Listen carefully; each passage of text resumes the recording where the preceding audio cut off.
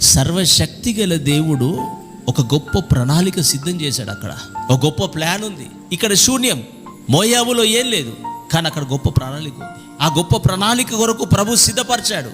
కానీ ఓర్ప సిద్ధపడ్డట్లుగా కనబడింది, కానీ అది లోక సంబంధంగా, ఆచార సంబంధంగా సిద్ధపడింది.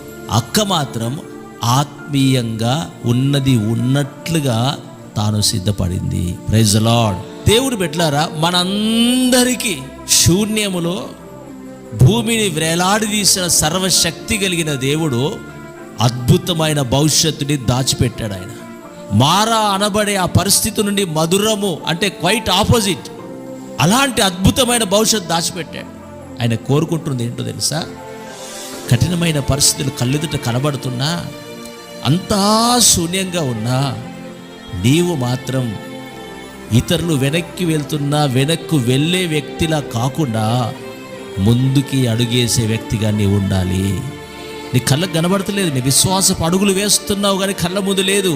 కొంత దూరం నడిచిన తర్వాత బెత్లెహేము అనబడే గ్రామానికి రాగానే అక్కడ దాచబడింది నీకు. హల్లెలూయా. అక్కడ నీ ప్రణాళిక కొరకు బోయాజు అనబడే వ్యక్తిని సిద్ధపరచాడు ఆయన.